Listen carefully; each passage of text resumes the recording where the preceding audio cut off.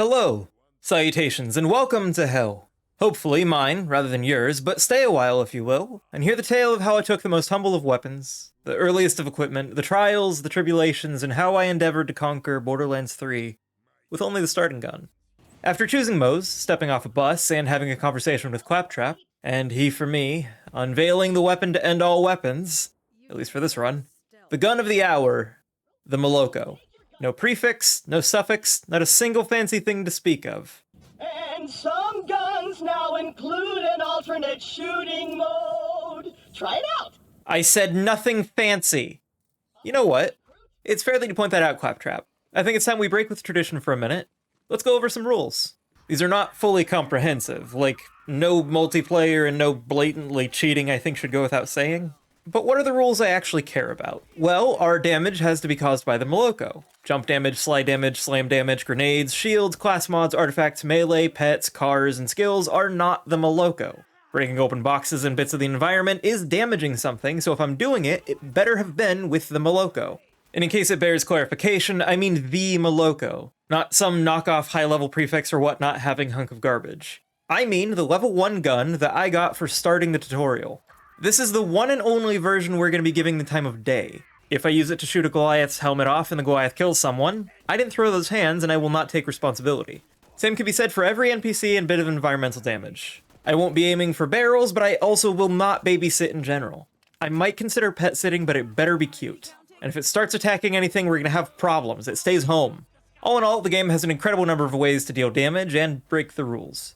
Of all our equipment, we will not be using anything unique except our gun. Special effects are far too powerful and would more or less just circumvent the fact that we're doing a challenge. We will not be equipping any non-Moloko guns, grenades, or artifacts at all. Even holding bannable equipment could provide benefits through skills such as matched set, so they are in fact banned, regardless of why.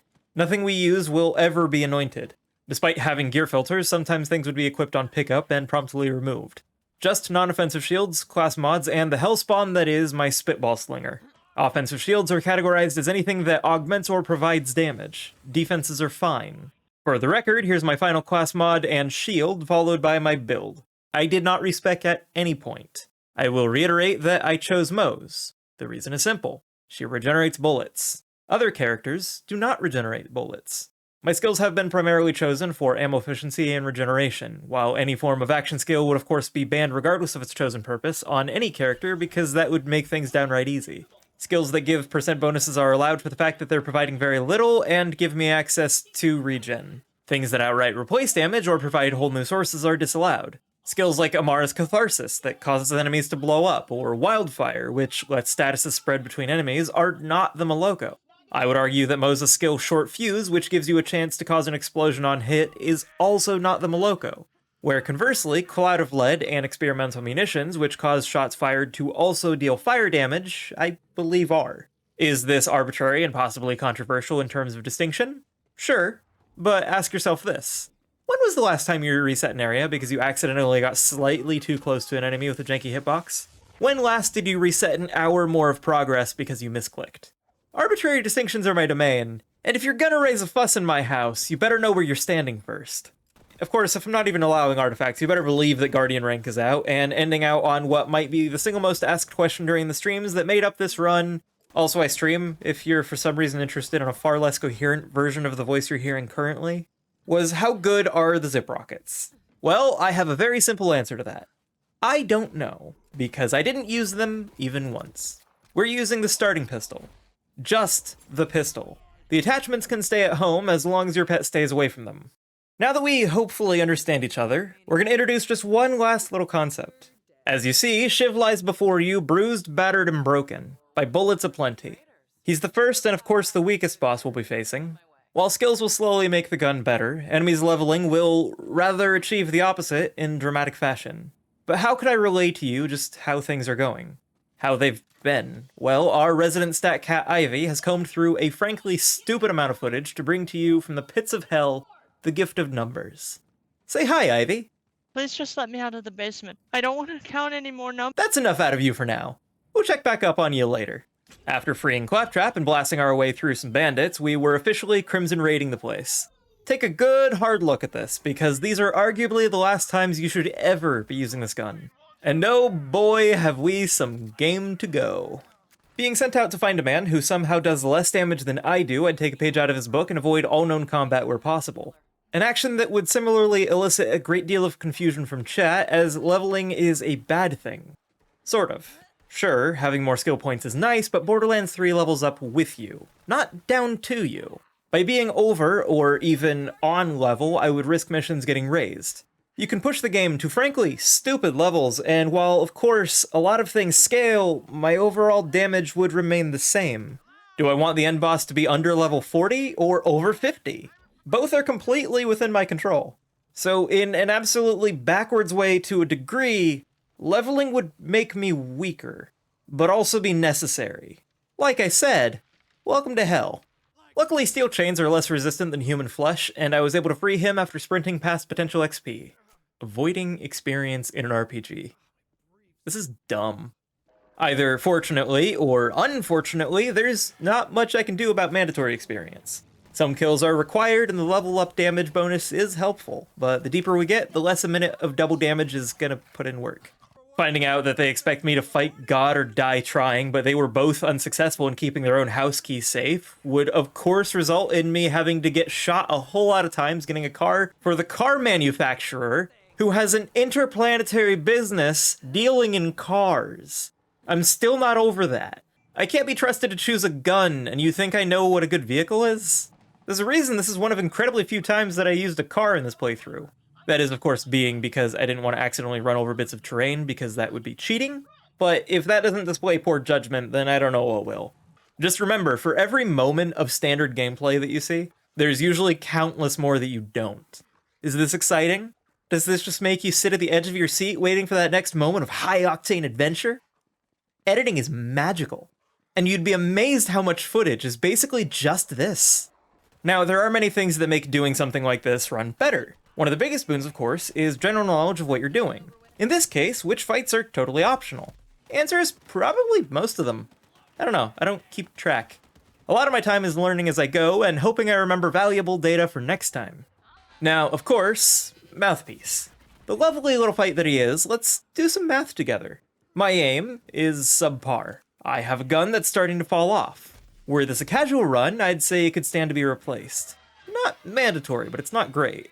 I also showed up a handful of levels arguably too low. Borderlands offers you, for your consideration, a damage reduction for having the audacity to, I guess, enjoy the game at your chosen pace. Underleveled? Well, not only are you more vulnerable and lacking skills, but your damage is even lower than it would be otherwise. Well, most importantly, not only are we lacking ammo regen, but we can't yet buy ammo capacity upgrades. A lot of our time here was spent bouncing between life and death. Killing mobs that spawn is, by all technicality, a source of ammo and experience, assuming, of course, that weighted drops decide to smile on me. For those who don't know, you allegedly have a higher chance of getting ammo types that you're particularly low on. This is the game's way of telling you that it really hates you in particular when you still can't find it every time you ever need it. Also, let's be real, ammo in my hands is just another way of saying wasted bullets. While spending quite a while just trying to avoid dying, conserving ammo, and hoping that he'd kill enough of his own allies to deal with that which I could not conserve, we ended up not gaining one, but by all technicality, 2 levels in the process. Are you ready to behave, Ivy? Absolutely. No, not gonna happen. Well then, could you please fake it for me just long enough to give me the numbers at least? Will you let me out of here if I do? I'm not legally required to answer that. It's not in your contract. Wait, hold up! What contract? I'm not legally required to answer that. It's also not in your contract. After presenting a key, and after presenting that same key, and then defending the same key, really mixing it up there, in a fun twist, I think the devs learned from previous lessons. Lilith gets a lot of hate in the series. I would say too much, but NPCs in the second game are possibly overly strong. In 3, they always felt pretty toned back to me. The only real bonus being that they can heal you, but as your damage stays the same and enemy health increases massively, I swear by the end of it, it feels like you're standing among gods. Thank you, Lilith. I look forward to you only helping me again near the very end of the game. At least as far as I can remember. I said I think she gets too much hate. I didn't say she didn't deserve any. We got some mandatory car kills, already doing about 10 to 20 times my damage per hit, and never again. We'll be needing a car to do things like open doors, but no more killing. Robbery, though? Totally fine. You can just wander in here and you don't even need to ask for it. Unfortunately, it would seem that our competitors in the losing your keys competition has a really similar mentality. Why anyone is still signing up for this, I have no idea. Luckily, they let us keep the stairs. The rules of the run may change, but some things almost always remain the same. Architecture, geometry, random bits of terrain, whatever you call it, whatever shape or form it may take, I would argue it's one of the strongest tools in my kit. Similarly, for gun-based excursions, ammo tends to be an issue. One not necessarily outright solved, but at least helped by the fact that you receive a hefty amount back on death. So if you really think about it, deaths like this aren't so much about being bad at the game as recovering resources for— So I saved Lilith and fled the planet. You know, as one does. Frankly, outside of accidentally crouching midair for a slam and having to reset the map, as well as some mandatory maintenance on board, things were downright alright. Fine, even. They were even pretty comfy planetside with things I could ignore, and luckily a lore who didn't ignore me. Early on, gotta say, said things weren't even that bad. And I can't even begin to express how much weight is being carried by the first two words in that sentence. Bigger guys are once again the strangest of contradictions in that they're some of the most easily dealt with foes, despite all known video game conventions screaming otherwise. I would like to once again say I appreciate the large crit spot when dealing with poor accuracy. Now, speaking of that accuracy, there's a concept in gaming that centers around a particular strategy of threat management. I believe the technical term is shoving the barrel of your gun into your opponent deeper than any blade nor sentiment could ever penetrate.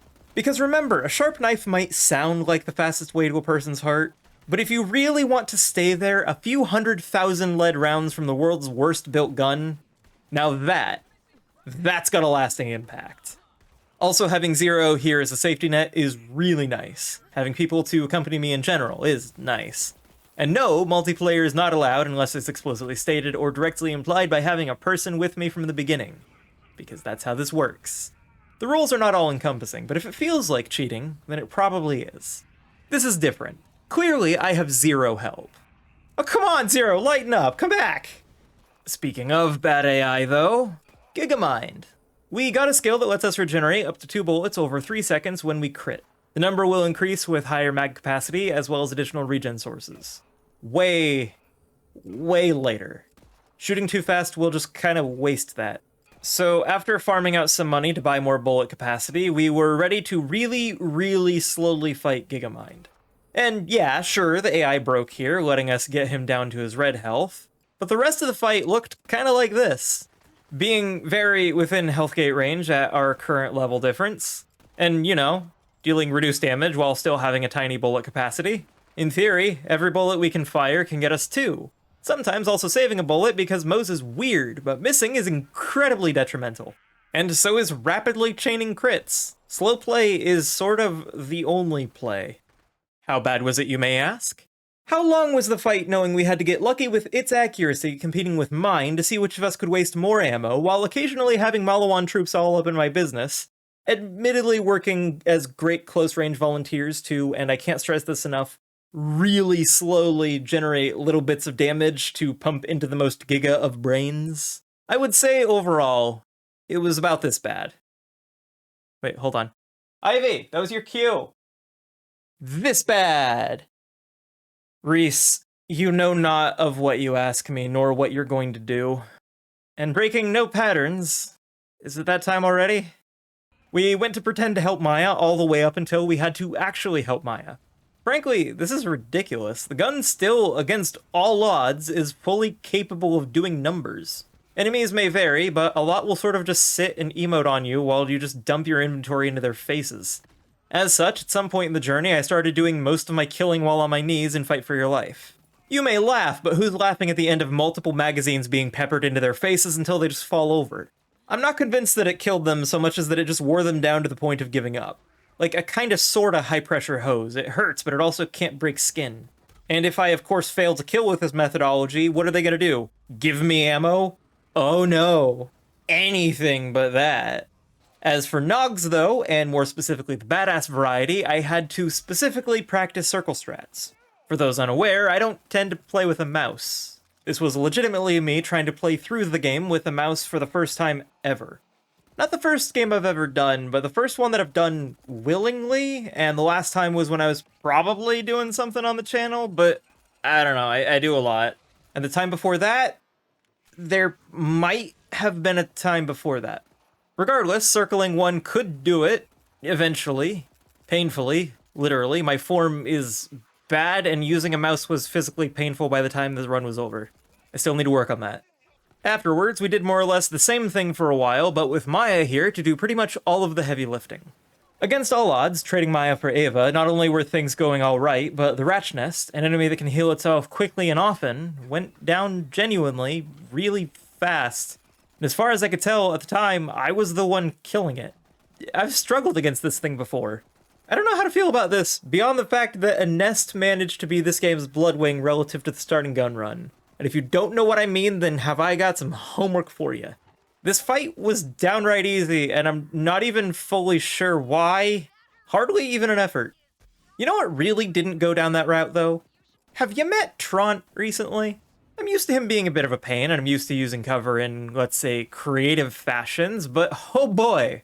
When you can't deal with melee enemies that push you out of cover regularly, you're only really safe here for a short bit. And whilst trying to conserve ammo by shooting really slowly, we met with a great example of a problem that I'd face from here until the end of the run. Debating a very simple philosophy, do I dump bullets with reckless abandon to make phases move faster, thus lowering my chances of messing up, accepting that it may cause later phases to go slower, knowing that they're the more dangerous ones, but the ones I also can't get to practice unless I painstakingly, really slowly work my way through the first? Or do I inch along until I maybe get to where I'm going, because the answer genuinely isn't obvious.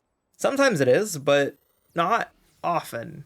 The argument for, of course, being that it makes the fight theoretically faster, and being low means I have a better chance of getting more pistol ammo from things that drop it in the fight. How frequently ammo can get dropped from non-containers is a huge part of that decision-making process. Gigamind didn't have any. Trant does, though, from the balls that he throws up in the air in the middle of the arena. These same ones that I can use to get a second wind. A fact I forget every time I play the game. I ended up playing a lot more, let's say, actively than I would have liked. The man made me actually move around the arena to avoid attacks. I only started cracking into his containers in emergencies and near the final push. But otherwise, had to be really careful about his soldiers, his seemingly random fireballs, the ring around the rose-colored hellscape ball, and just all around, he, like many of the bosses in this game, is just a bullet hell. He's just one that I don't appreciate for how little control it feels like I have as a player, the nanosecond to go south. Like, once I catch a dot, it's basically over. The only thing giving me real health recovery was my shield that would give me 5% per second when it's full, but how do you fill it when you're being burned alive? Or, better yet, slowed via freezing, so you have even less of a chance to avoid whatever's coming next. That's the neat part. You don't. But I guess by some miracle, I did. I mean, if you could do the honors, how bad? Huh. Honestly, it felt worse than it was. Very much worse than it was. Oh well, time to move on. Maya, are you serious? You're telling me you lost just a part of your keyring. How the hell does that even happen? The whole point of the ring is that it's all or nothing. I swear, I'm just gonna stop helping you find them, and you'll all get to suffer the consequences of your actions. Hi, Reese. Is it that time already? I suppose I do have to appreciate the fact that we're dealing with someone who finally knows how to unlock his own belongings. We've just got to get into his car and we can head over to...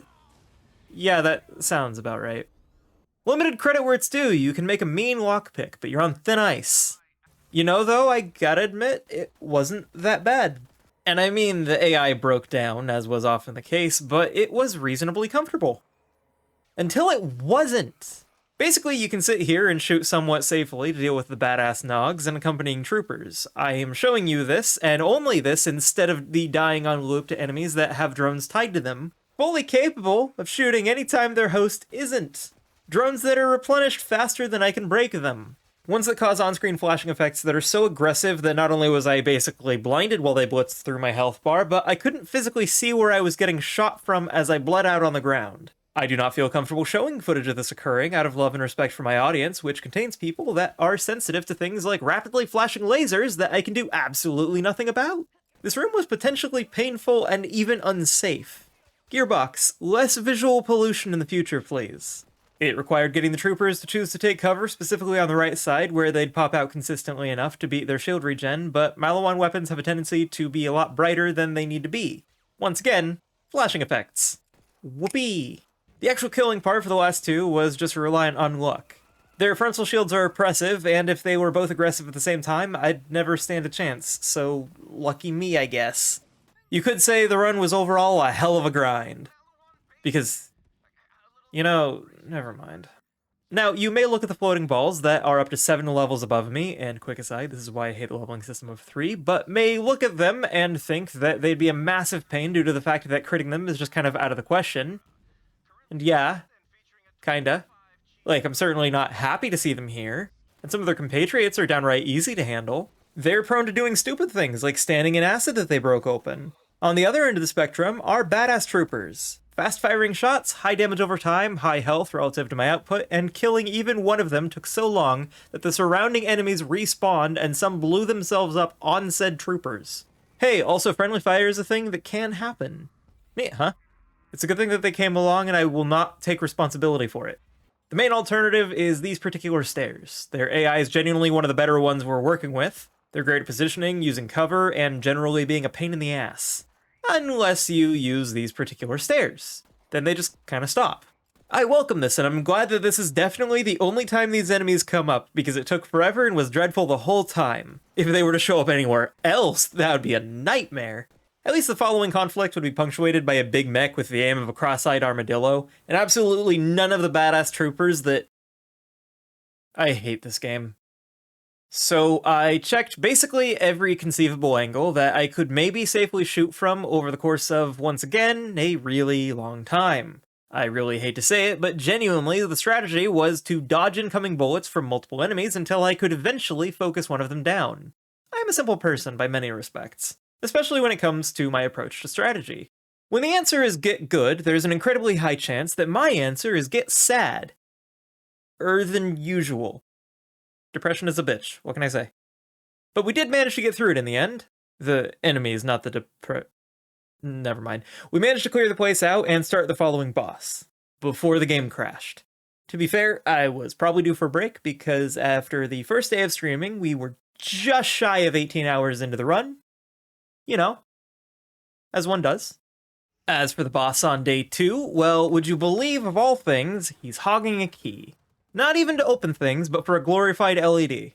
Keeps shining it into windows at night to harass the neighbors. I'm here to put a stop to it, which was a struggle and a half. As is often the case in long-running runs and encounters within them, threats desperately need to be bulletproof, or I do. And so I found that by really closely hugging the inner part of this big square thing, I was mostly safe from projectiles. Couldn't say the same for its laser attack, because that likes to just damage me through walls a lot, so deaths could come at any moment at random, which I had absolutely no control over. I could pop out to get a couple of shots off during its missile attacks for crits, because I needed crits to keep my ammo reserves up. Remember the old recovery conundrum? Well, here we're running off of boxes, crates, and containers. If that sounds like 3 of the same thing? Yeah. Because while you can sometimes get crits on phase 2, as far as I can tell, it's a bug that lets it happen at all. Meaning I needed to save every bullet that I could, only reloading when I had no other choice. Otherwise, just spacing my shots to regenerate as many as I could manage, of course extending the fight by a really uncomfortable amount. So with slow and rare crits in phase 1, glitch crits being basically non-existent in phase 2, and them being more or less free in phase 3, but also the boss is really fast and likes to do this thing called chasing me around while refusing to let me heal. It's a grand old time. Except for the part where I was absolutely terrified of the prospect of having to restart what was all around a dreadful boss. It could be worse, of course. The randomness of the AoEs and lasers exasperated by the duration was killer, but I mean, by virtue of the fact that literally the starting gun can do it, this was really a solid case of feeling worse than it was. May I present to you the numbers? I mean, granted, the ability to look back at things less painfully is strong, but I've fought the bunker for double that in arguably just as, if not more, precarious circumstances. Seeing my way into my home at night will be far easier now that I have something attached far too closely to my key to actually maneuver it into a lock. Does this joke even work? Does anyone remember those pre-cell phone lights? Crappy little things that a lot of people seem to get on their keychain despite being useful like maybe twice, including the time you turned it on just to make sure it came with a battery pre-installed. We were on our way to Reese, who somehow managed to keep better track of his belongings than his loved ones if Tails' appearances are anything to go by, but things were frankly rather hectic all along the way. Luckily, you can ignore the grand majority of conflict here. Similarly, nullhounds are pretty fragile. I can't imagine most people have experienced just standing around shooting them, but they're horrible at actually posing a threat on their own. Nothing really along the way was difficult to crit, so despite going slow, we were in perpetual motion. Forward, even. While there's a big climactic fight going on here, it's punctuated by a number of Atlas soldiers. Thank you folks for doing the hard part for me. I don't think I could physically outpace y'all, no matter how hard I tried. But of course, they'd all kind of vanish right before encountering a guy who's really mad that he can't get into his yacht anymore. I swear, he's all over the place. The melee versions are aggressive and dangerous enough that ignoring them is incredibly ill-advised. The sniper and SMG variants are fairly easy to avoid by continually moving, at least enough that you can recover by taking cover.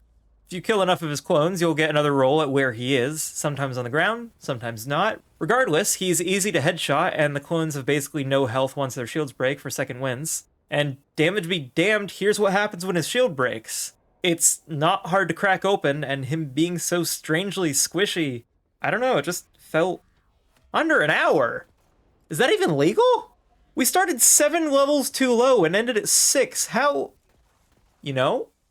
Asking that kind of question is how you get boom boom fights. I can be happy with under an hour for a boss fight. I'm going to be happy with under an hour for a boss fight. That is my decision today.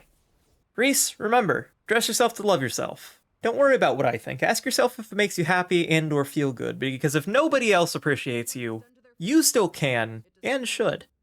Maya and I were off on our way to open a door, which was primarily just me running really long and far in my lonesome.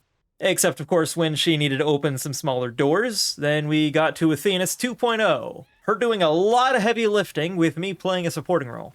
Even complete with a long period of just running past things shooting at me to preserve my underleveled status. We actually opened a door, which would of course unleash a big angry thing that Maya was here to help me kill.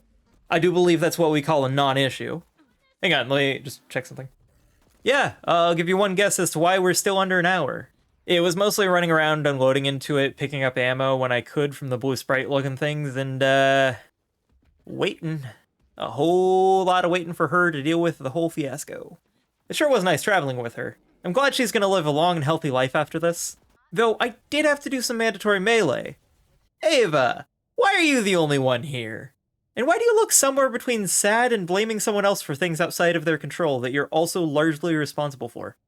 Oh well, can't worry about that right now. You wouldn't believe how much cardio I have to do on this planet. Going for the one-woman foot traffic incident to end all traffic incidents. Eat lead, you fellow pedestrian scum! I've got a key to the afterlife, and the door may open slowly, but I'll oil the hinges with your blood. I feel like that metaphor really got away from me. Much like why I actually came here in the first place. Break someone out of prison? Oh, sir. We'll be walking out the front door. I've been preparing for this my whole life. How much time... Oh, God, let's hurry this along. Ah, Brick, do me a favor. Explode this person. Thank you. And I know this is a big ask, but if you could follow that out by punching someone out of existence, but specifically while at a really low frame rate due to a memory leak. Excellent work as always, Brick. Way to be team player. I guess Tina's also here. Things did get a lot worse before they'd get better, and yes, this did go about as slowly as the frame rate. We ended up needing to find better angles, and turns out there's a pretty nice spot just out of the way. Regardless, we were here to try out a new door opening prototype for Tina. I think it worked, but I can't see it! It's too loud! For the end of our breakout, sure, there's a warden, but there's also a Mordecai. So while, yeah, there's the risk of kinda getting shot, and he's vaguely dangerous if you stand still rather than focusing on locomotion, the mobs in the arena are pretty easy to kill and aren't themselves dangerous. Shockingly easy second wins, even. A lot of the conflict can be boiled down to just running around while Morty handles it, if I'm being honest. If you aren't aware, the boss can and will level up via killing enemies once his health is lowered enough, and I can't really stop him, but he does have a limit, and yet, all the same, observe Morty's triumph. Personally, I adore his damage output here. He did some genuinely great work. But he wasn't alone in making this victory so simple, so effortless. No, he also just kinda gave up. And, I mean, yeah, the warden wasn't exactly trying to fight back at the end, but the boss was 7 levels my senior. I don't know, I just wanted to celebrate Morty here. And also, once again, proving that steel is somehow less resilient than flesh. And sure, Troy is a bad host, but not as bad as this guy. Not only is he tanky and capable of frequently hitting like a freight train, not only does he teleport aggressively enough that he's basically inescapable, but sometimes he just teleports out of the map, making him entirely unkillable. Don't you just love objectives becoming literally impossible? I thought for a while maybe I could fight Goliath with Goliath, but they are not particularly good at staying alive when faced with countless enemies shooting them at the same time. So what could be done? Well, there's a little trick I was told about to get places you're not supposed to be. Don't feel bad if you can't do it on the first try, this certainly wasn't mine. He only kinda sorta knows what's going on when you're up here. His allies still know what's up, but they're sort of a non-issue, as long as you can keep stocked on ammo. Which you can do by being incredibly careful about getting crits on him. Problem though, he doesn't like playing nicely at the best of times, and this is not that. He can and will just teleport out of the map and stay there. Ask me how I know. By all technicality, this isn't a boss, depending on who you ask, of course. I'd argue he's a mini-boss, but breaking our streak, he was a tough nut to crack. Turns out, you want to stand approximately where I am now to prevent him from just leaving forever. He'll still jump around a little, of course, but those jumps don't land him out of reach. Slowly, whittling away at the big lug, we peppered him until his goose was cooked. And also the rest of him. If I'm being honest, if I was unable to locate this spot, I'm not exactly sure how I was going to deal with him. His flaming skulls, his claps, his bombs, or his general lack of manners. This doesn't look like a key at all. Well played, Wainwright. Well played. The numbers by all technicality aren't getting lower, but to say they're slowing is an understatement. I've heard of subsonic rounds, but I don't think there's a DOM on this or any world that could whip these into shape. It's nice though being able to free some assistance. Would be nicer if they'd actually help. Clay tried, but I don't know, I think this town is just kind of hard to defend because this group wasn't doing so hot. We completely bypassed a door. The council must hear of this. Luckily, it's a fantastic place to sit and shoot from. A sniper this is not, but a nest it may be. The dude capping off the area, though, dreadful. Absolutely dreadful. Kinda dangerous, kinda tanky, absolutely loves throwing out invulnerability shields. But it's okay, he only does it whenever you want to do damage. So it doesn't take literally forever. It just feels like it, because I can't meaningfully do anything while waiting to make even the tiniest bit of progress. And yeah, he's a bit easier to hit in closer range when you combat him at his level, and to that, I say shush. Now, I don't know how to tell you this, but the first gun in the game versus a giant fire-breathing T-Rex is not a good matchup. It went downright badly. We ended out the second day just kind of wandering around trying to farm out some experience to deal with this fiasco, pretty unsuccessfully. We ended up after the fact spending a really long time farming the mobs in the Warden's Arena. Morty wasn't there, but it worked, and relative to other things, it worked pretty well. And after spending all of that time farming, it basically burnt itself alive instead. Yeah, it turns out they're only fire resistant on the inside. Really hard to crit, but also flammable. Breaking down a door by physical force, you say? The same technique's gotta come out when breaking into the system of a random robot, and we're not diving into that any further. And if I could please ask the inhabitants of this place to stand aside, there are so many that move so much. Focusing anything down is an exercise in, what am I saying? We're not at futility. We're not even at reasonability yet. While basically every bot here was a relatively quick multiple mags worth of bullets to deal with, there was also a sheriff bot. Did you happen to have instantly regenerating shields on your bingo card? Because I certainly didn't. Mostly because I don't have one. Why would anyone have one of those in relation to this?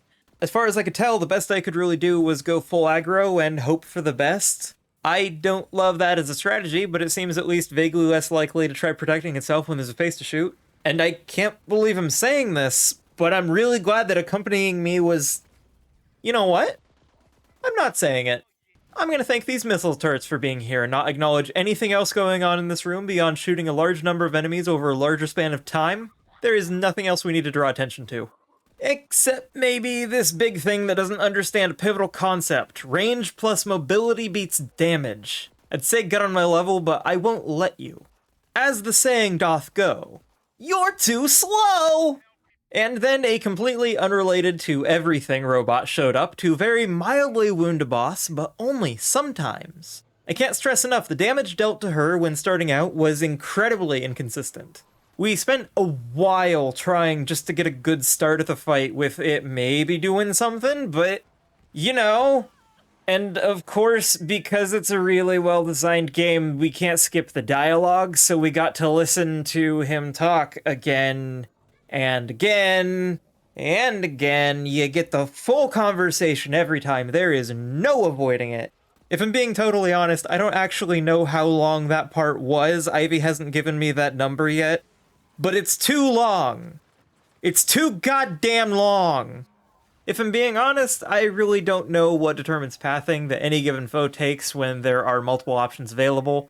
There are obvious things like I'm too far away, so sure, something might approach. I'm too close, so they back off. But when they're more or less in optimal distance, where do they go? What do? They basically just seem to flop around without any sense of self-preservation, and it's like seeing myself fight. Just face tanking as many explosives as they can as quickly as they can, which would be great if the boss wasn't capable of putting both of us out of commission in the same bouncing volley of bombs that are basically impossible to read or counter with my current output. Sure, you can shoot them to break them, but only if your gun does enough. Sure, you can dodge one of them, but all at once? From different directions? The only reason I even kind of stood a chance is because I found a spot to hide in kinda out of the way of the arena. You just gotta press yourself really hard into a corner. The fight would, of course, devolve directly back into fishing for crits on an incredibly inconsistent hitbox because we were gonna be here for the long haul. The long haul, please. I'm sure this doesn't look that bad. By all accounts, this isn't the longest of long fights, except I have very little control over life and death due to the inconsistency of her attacks. You still can, and even likely will, take hits that will healthgate you. The goal is to, over the course of the fight, get lucky enough to not get hit twice in a row. Standing here lowers your chances, it does not eliminate them. So basically, you get to gamble on a really long fight and hope for the best. You can, and very likely will, need to drop into the arena to get ammo at some point, which is dropped by something that she uses and destroys all in her lonesome. But between her drones, her walking drones, her explosives, her existing, to say this fight is rough is to insult the term itself. Many of the bosses in this game can be described as bullet hells. This takes the fundamentals of avoidable damage and says tough shit, get hit, loser. And I don't appreciate that kind of negativity in my multiple hours of slamming my head into the same wall to see which of us falls over first. She did die though, so, you know, progress. I did have to reset the area to get a completely innocuous item to spawn because she dropped some of her items out of bounds, and instead of spawning, I just got it somehow. 3 cheers for glitched mission objectives. I did get the key, so I guess whatever else it was must have not been important. Oh no, random bots. I'm sorry, but these just aren't ever going to be as imposing as an ion loader from the second game in the same run. Now, the game did have the audacity to give me a door opening device that improved visibility while cracking places open, but that is heresy. So instead, I just kind of started blasting. It worked eventually. Don't think of it as being ammo inefficient. Think of it as several hundred more chances to hit your target. That's the flat-off way. Combat at some point in the process devolved. You like run and gun? Nah, we're in cover shooter territory. Sure, this thing's horribly inaccurate at anything beyond direct feeding range, but second wind-based killing ain't as reliable as it used to be. You'd be amazed at how dangerous a basic melee enemy can be when you really aren't. It's over, random mobs. I have the high ground. Ow! It is actually kind of wild, though, how often you have companions with you. I don't think I ever noticed just how little Gearbox trusts me to be on my own, which, fair. Legally speaking, I am of course an adult, but can I be trusted to not implode when unmonitored? The jury is still out. I've had this run on my list for a pretty long time now. For months, I've considered a lot. Tested some waters with what all I can or can't do, what would stop me along the way. And Archimedes is one of the only things that I thought would pose a potential hard stop. Genevieve, of course, was a questionable encounter. Very much worried about potential skill or luck issues, but she was dead. And before me was a man that could heal himself at any moment. I can find ways to avoid damage, I can supplement ammo, but doing damage? It's the one thing I just didn't have an answer to. If he heals too much, that's it. I figured maybe sitting here on a nice and safe perch could let me focus on damage, and I mean, kinda does. Now, watch carefully. His health before and after throwing fireballs at me, all I really needed for an uphill battle to become a wall. And also, I'm fairly sure it was the only time he did it. He does attack, but he doesn't really do his teleport into shooting or fireballs when outside of his arena. He really wants to go back into said arena, but most of his attacks that he does perform also carry him further out of it, meaning baiting him into not being dangerous is more or less as easy as walking backwards. And not only that, but while I know he's not a boss, but he was again the biggest worry I had, gone in what felt like a moment. Gotta say, with those two both down, I felt an unrivaled freedom, a weight off my chest. We were, relatively speaking, of course, gonna be fine. With standard combat slowing to a crawl of running and inadequate sniping, I was really grateful for the enemies here not only breaking open environmental hazards, but standing in them, walking through them. It goes a long way to making things feel more palatable when, I guess there's no avoiding this. Avoiding her. She attacks often, she has really strong mobs that show up to apply damage over time, most of my healing still comes off the back of my shield being full, and damage over time prevents that. Cryo damage prevents me from avoiding follow-ups, and as far as I can tell, there's nowhere you can stand to just choose the fight, so the day would end, as is often the case, in dire need of some levels, and hope that I could figure out what the hell I was doing. We did find her AI would sometimes just break, during which time you can knock off a quarter of her health before she needs to phase transition before you can continue fighting her. Easy to get her to phase transition just by moving out of sight. Her breaking, though, was pretty damned inconsistent. So over the course of, well, damn, we would fight her. Fight the inevitable. Be it her tornadoes or her assistance. She could and would basically just shut me down immediately if I played my cards wrong. Killing her was slow. Death was fast. Luckily, the egg she stays in that regenerates her health and the tower she stands on are both breakable via number of hits rather than health values. Otherwise, the direction is forward and also back. Staying at the far side of the arena is pivotal. I'd recommend killing one of her compatriots and leaving the other to hope that no more spawn. Keeping someone who's ranged, but not elemental, and absolutely ranged, is kind of the closest you can get to a one-on-one. Unfortunately, she represents another in a long line of things that, as far as I can tell, are just a matter of skill. Ready to do what we do worst? Move swiftly. Weave a ward to grave.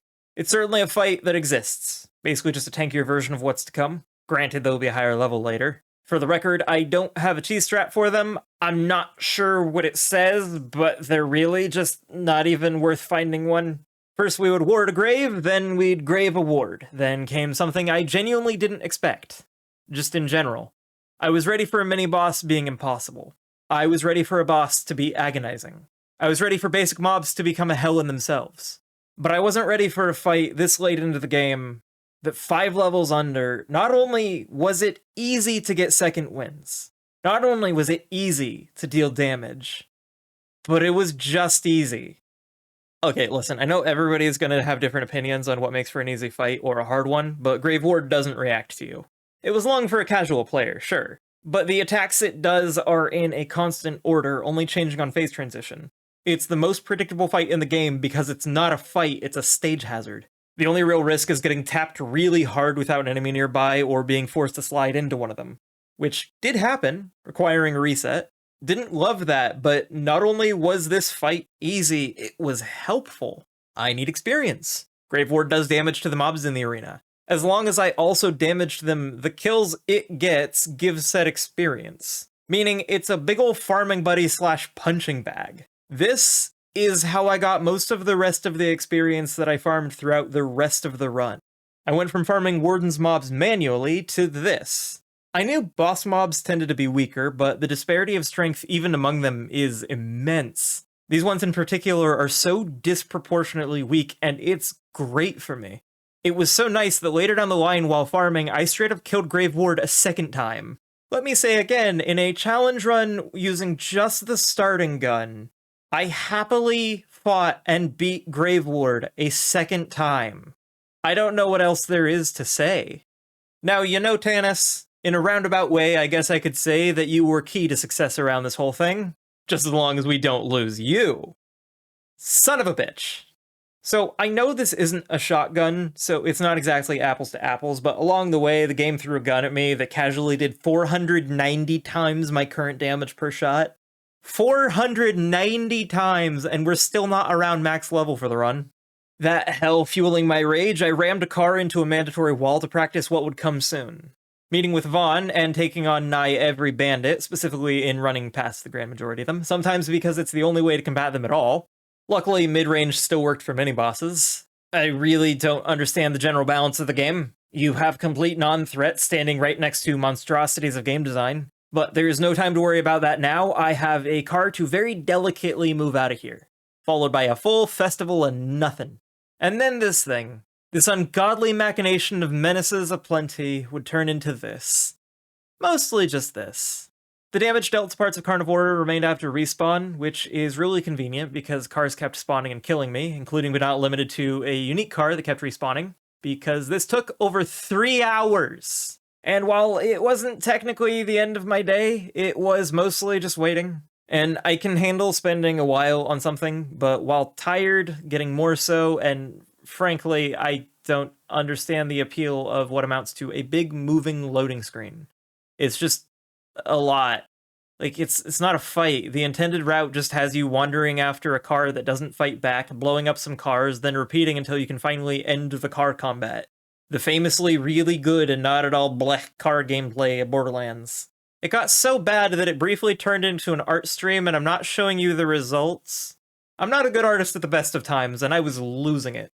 The true end of my day would come off the back of cruising through their cruiser.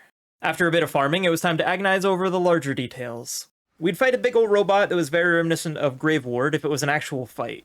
Which is not to say that it's harder, though it absolutely was, but more accurately that it actually attacks you. It reacts to things like your movement when aiming. The mobs that spawn in are also more dangerous. Sure, their damage isn't incredible, but they can knock you into attacks that are a bit less safe to ignore. My biggest issue with the fight personally, which isn't to say that it's bad, but its areas of effect like to remain desynced just enough to make dodging kinda tight before worrying about things like getting knocked around by melee units. If it wasn't for friendly fire, I'm not sure how I'd deal with them. And the stress of trying not to bounce on things, knowing second wins are difficult and sometimes impossible, it's not hard to get into your own head about it. And I can't deny, we were here for a pretty long while, but in the grand scheme of things, this really wasn't that bad. I felt pretty good about it. We had some really unfortunate losses, but what can you do?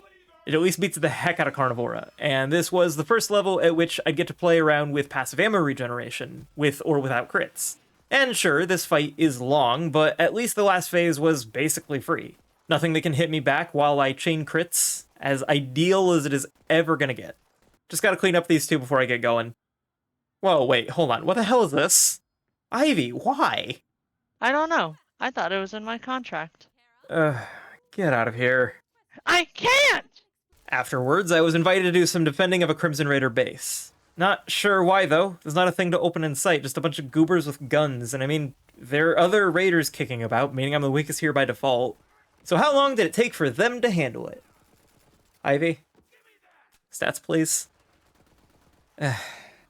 Oh, great magical stat cat of questionable origin, grant me the numbers, I beg of you! Fine, but if Damballa ever answers my letters, you're in deep shit. Thanks. Fascinating stuff. It looks open, but it's actually closed. This is a disturbing development. With some mandatory melee, we'd find something far more dangerous than most of the bosses we've seen thus far. Bugs. And I really wish that was more of a joke.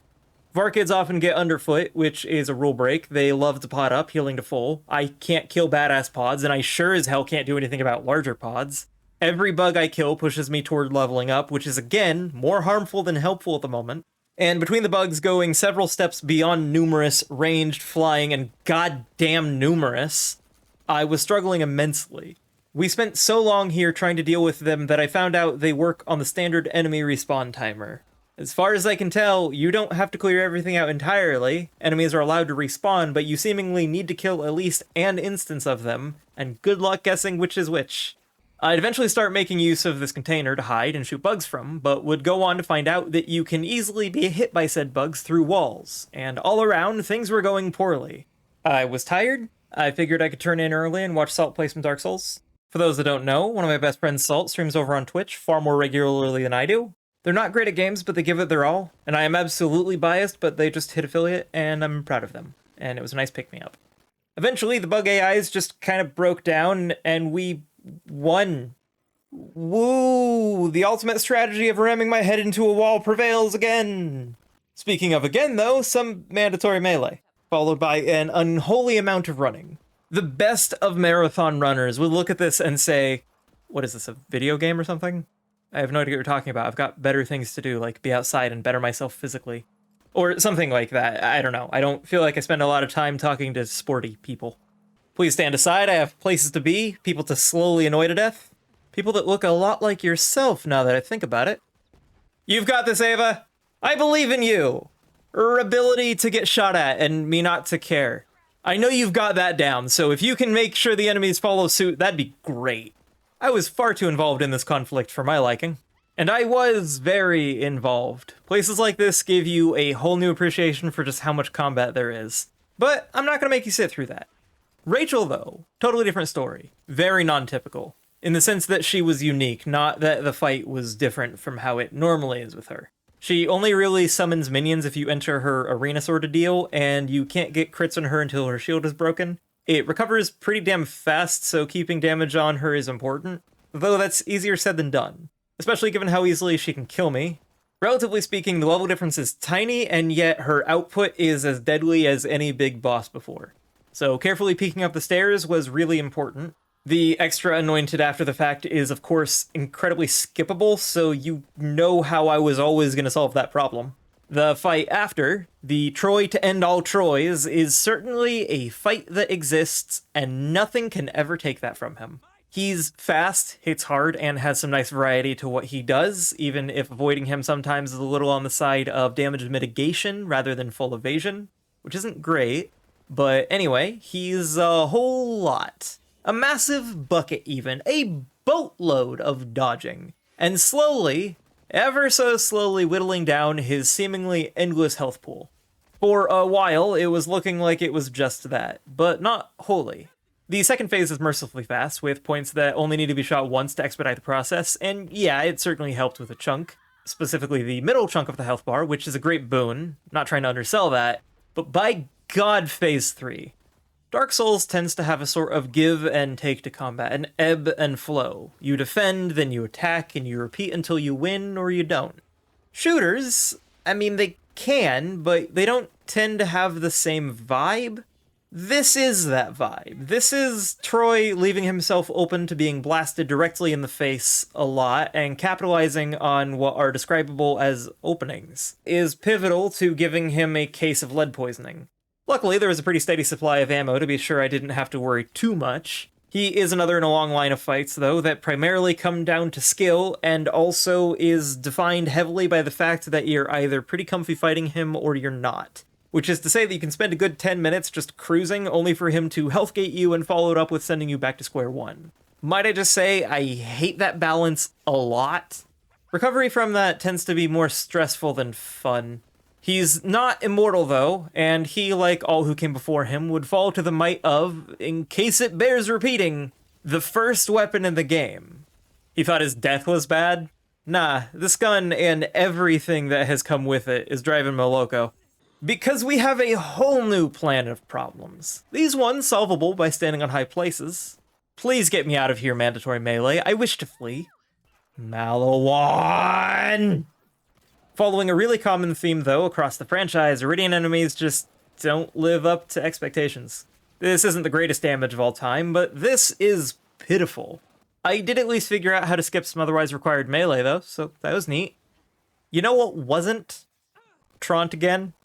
It could have been considerably worse, but the center of the arena felt especially dangerous to sit in at any point. Cover is not great, but luckily so is the aim and projectile speed of this guy. Additionally, and mercifully, by squeezing against the sides of the arena, you can avoid the ball that goes around it. It means that you're not dodging his big AoEs, him approaching rapidly, his allies, and the center whatnot, rather than all of that and the ball that removes the viability of the sides. It's nice. Which I can't possibly stress enough. Nice is relative. When you're this deep into it, everything is a struggle, so every light looks like a beacon. Every taste of freedom goes down with the flavor of the open air. Wings spread over a blank canvas without master, it's your path. Your journey to take, and nobody to stop you. Like a weight's lifted because as badly as it hurts, for what seems like both a moment and a lifetime, Everything finally feels as though it's going to be okay before reality wraps its shackles back around you. But as they tighten around your body, you know they can't hold your mind. They can't capture your soul, and you yearn for the time spent away, knowing that all you have to do is thrash. Thrash and hope, and you'll know the embrace of nothing once more. Of course, there were some rather irksome things along the way. This dude, for instance, tends to be some trouble. Against all odds, he wasn't really that far off a standard heavy, though. When you're short enough, everybody looks like a giant, and when everyone's giant, nobody is. Speaking of, angles. They're a killer. Until you get to enemies that are so forgettable that I didn't remember that they existed when playing or while writing this. Until they show up, they're basically gone. I ran from as many enemies as I could, only stopping when I couldn't. Fun fact, you only need to press half of the 2 buttons that allegedly both need pressing to proceed. Realistically, I then watched my compatriots kill a lot of enemies for me. You've heard of hollow point rounds, they trade piercing for damage. Might I introduce you to their evolution? The hollow's the whole point round. They trade impact for my sanity. I lose a little bit more of it every time one's chambered. With nobody important dying and following that thread, I would end out the penultimate day seeing Tyreen in her arena. Seeing the numbers and the... well, you're seeing it, so let's show it. We'd start off the last day of the run by going through basically all of the maps we've been through, claptraps, radio towers, location discoveries, DLCs, anything that wasn't combat focused that I could swing was left for now. You can save up a hell of a lot of XP doing that, and that is exactly what I did, knowing that combat was only going to get less and less effective over time. After all, Tyreen can't outlevel me now, and every point I'd get would make me just that much harder to kill, that much better equipped. For the first time since the run began, I was in a, relatively speaking, advantaged position. But in terms of places to stand, places to stay, nada.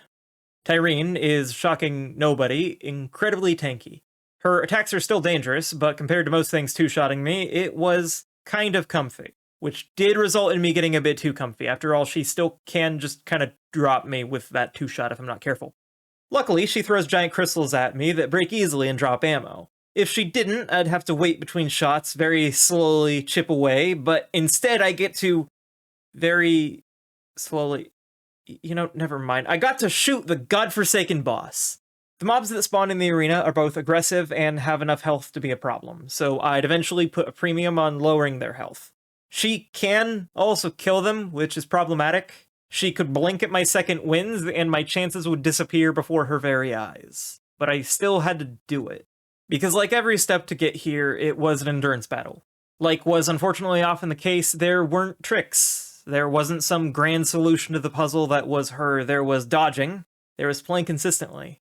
Getting in the damage that I could when I could, figuring out what those chances look like. For instance, when you can get a hell of a lot more crits as she's walking away.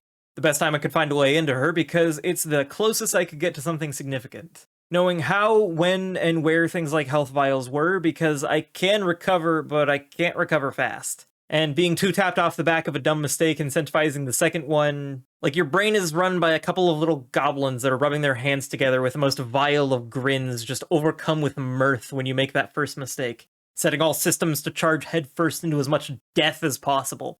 As if all known battle plans get thrown out of your ears and you're stuck looking at a controller like it's the first time and you're not sure if the A button is to jump or transfer all of your worldly possessions into the nearest billionaire's pockets. Downloading every virus known to man in an attempt to leak all of the pictures of your pets onto every forum in a 300-mile radius where people are going to say really mean things about your cat in particular because the internet famously hates cats.